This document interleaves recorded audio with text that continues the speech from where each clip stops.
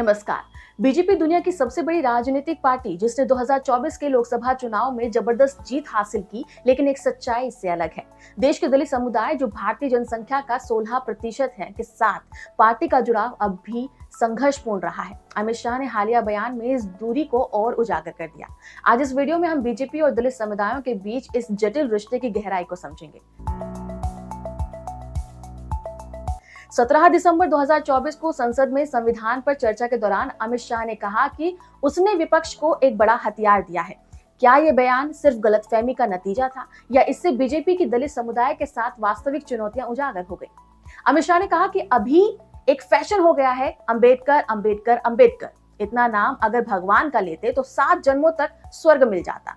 इस टिप्पणी को विपक्ष ने अंबेडकर का अपमान बताया। मल्लिकार्जुन खड़गे ने कहा कि यह बयान दलित समुदाय की भावनाओं को ठेस पहुंचाने वाला है, तो वहीं राहुल गांधी ने कहा कि बीजेपी का असली चेहरा यही है, ये मनुस्मृति में विश्वास करते हैं। इतना ही नहीं बल्कि बीएसपी के सुप्रीमो मायावती ने भी इसे बीजेपी का असंवेदनशील प्रतीक बताया।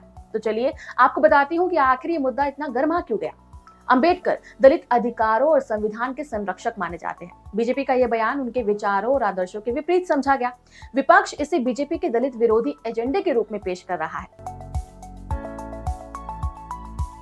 आपको बता दूं कि इतिहास गवाह रहा है कि बीजेपी और दलित समुदायों के बीच का रिश्ता हमेशा से संघर्षपूर्ण रहा है, लेकिन यहाँ बात ये समझने वाली है कि आखिरी दूरी बनी क्यों। थोड़ा सा हिस्ट्री में देखें तो 2024 और 19 के चुनावों में बीजेपी ने कुछ हद तक दलित वोटर्स को आकर्षित किया था, लेकिन अधिकांश दलित बीएसपी, कांग्रेस और क्षेत्रीय पार्टियों को जाते रहे। 2019 के लोकसभा इलेक्शन में 33% दलितों ने बीजेपी को वोट दिया, लेकिन यूपी और बिहार जैसे राज्यों में बीएसपी ने अपनी भूमिका को निभाया। वहीं इस बीच कुछ ऐसी घटनाएं हुई जिसने सभी को झकझोर कर रख दिया, जैसे 2016 में रोहित वेमुला की आत्महत्या, 2020 में हाथरस केस जिसमें दलित महिला के साथ क्रूरता हुई और बीजेपी सरकार की प्रतिक्रिया पर सवाल उठे। 2023 एनसीआरबी डेटा बताता है कि दलितों के खिलाफ अत्याचार के 50,000 से भी ज्यादा मामले दर्ज हुए। देखिए, आपको ये बात समझनी होगी कि बीजेपी को उच्च जाति प्रधान पार्टी के रूप में देखा जाता है। पार्टी का सबका साथ सबका विकास नारा जमीनी हकीकत से मेल नहीं खाता। यहाँ तक कि 2004 से 14 के बीच में यूपीए इरा में दलित सशक्तिकरण के लिए 37% अधिक बजट बांटा गया था।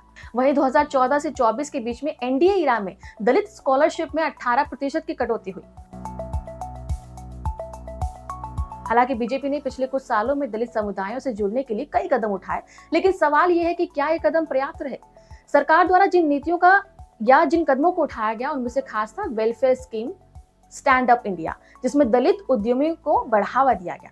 पीएम आवास योजना जिसमें 40% लाभार्थी दलित समुदाय से थे। दलित चैम्बर ऑफ कॉमर्स जिसका मकसद दलित व्यवसायियों को समर्थन देना था। इतना ही नहीं बल्कि बीजेपी ने अंबेडकर जयंती पर बड़े कार्यक्रम भी आयोजित किए।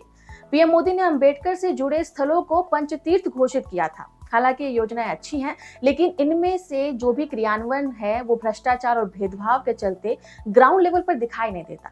उदाहरण के तौर पर पीएम आवास योजना में 2023 की रिपोर्ट कहती है कि 32% दलित लाभार्थियों ने शिकायत की है कि उन्हें मकान बनाने के लिए पर्याप्त मदद नहीं मिली।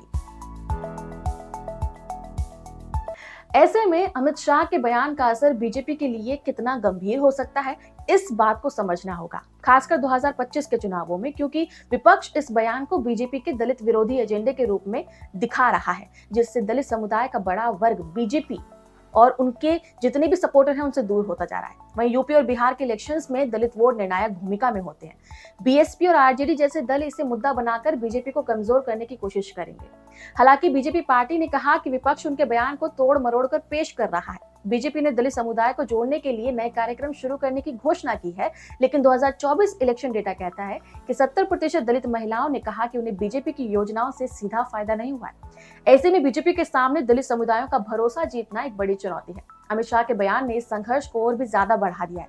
तो क्या बीजेपी इन चुनौतियों को पार कर सकेगी या यह विवाद उनके चुनावी समीकरण को और जटिल बना देगा? आपका इस पर क्या कहना है? हमें कमेंट सेक्शन में जरूर बताएं। नमस्कार।